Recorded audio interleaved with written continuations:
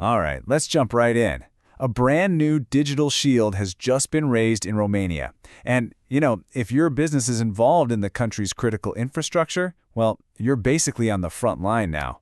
So today we're going to decode this new NIS2 emergency ordinance and figure out what it really means for you. So the big question is, why this law? And why right now? Well, this wasn't cooked up in some think tank. This thing was basically forged in the fire of some pretty serious, real-world cyber attacks. It's a direct answer to a whole new wave of digital threats that have, frankly, already broken through our defenses. Okay, so this sounds like the start of a bad joke, right? What do hospitals and satellites have in common? It's a strange question, but the answer is actually pretty scary. It's a shared vulnerability. Both of them, believe it or not, have become prime targets in this new age of digital warfare. I mean, if you read the intro to the law itself, it's like a greatest hits of recent digital disasters. You've got the KAS satellite network hack, which had real spillover effects right here in Romania. Then there were coordinated attacks from groups like Killnet aimed squarely at EU states. And this one is just staggering. The 2024 ransomware attack that didn't just hit one hospital, no, it crippled 26 of them, all because of one single weak link in their supply chain. It was just painfully obvious that the old way of doing things was, well, it was broken. So, faced with this new reality, what do you do? Well, Romania's response is this new digital shield. And let's be clear, this isn't just a friendly suggestion or a best practice guide. No, this is a full-blown, comprehensive legal framework. It's designed specifically to toughen up the nation's most critical sectors. And here it is, the Emergency Ordinance on NIS2. So what is it really?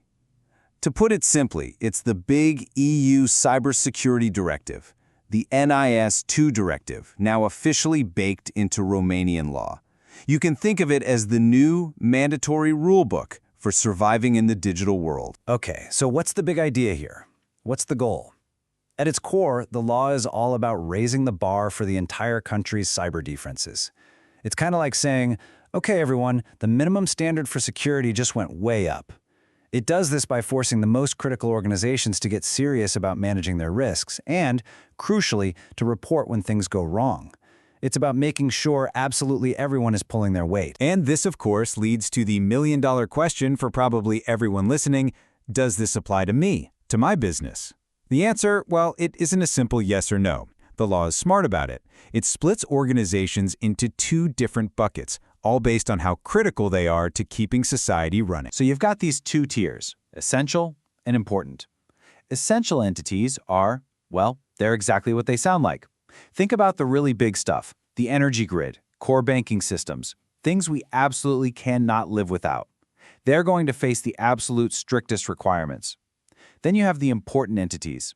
Now, they're still operating in critical areas, and they have serious responsibilities too, but the way they're supervised is a bit different, what the law calls a lighter touch approach. All right, this is where you can do a quick self-assessment. The law lays it all out in two lists, or annexes.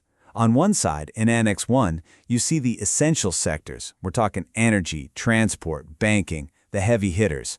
On the other side, in Annex 2, you've got the important sectors, a broader group including things like postal services and even food production. So go ahead, have a look, find your industry. This is how you figure out exactly where you fit in this new picture. Okay, so let's say you found your category. You know if you're essential or important, now what? Well, this is where we get down to brass tacks. The law gets super specific about what's expected of you. Because, it's not enough to just know what you are, you have to know what you're supposed to do. Article 13 basically gives you a mandatory to-do list of security measures. And listen, we're not just talking about putting up a better firewall. This is the whole shebang. We're talking policies for risk analysis, procedures for handling incidents when they happen, plans for business continuity, even security for your entire supply chain. It covers everything down to basic cyber hygiene, training your people, and making sure you're using things like multi-factor authentication. It's really about building a security mindset into the very bones of your organization. And here it is. This might be the single biggest bombshell in the entire law. Article 14. This one is a game changer. It pushes all the accountability straight to the very top. We're talking about the governing bodies, the CEO, the board of directors. They are now personally and legally on the hook for approving and overseeing all of these security measures. If something goes wrong, they can be held liable. The buck stops in the boardroom now. Cybersecurity is no longer just the IT department's problem. Now, a huge piece of this new puzzle is mandatory reporting. But you might be wondering, what counts? What kind of incident do I actually have to report? Well, the law uses the term significant incident, and its definition is really broad. We're talking any event that causes or could cause severe operational disruption or financial loss.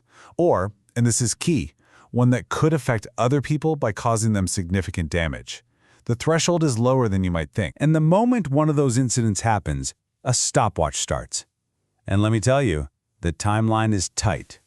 From the second you're aware of a significant incident, you have just 24 hours to give the authorities an early warning. A heads up, basically.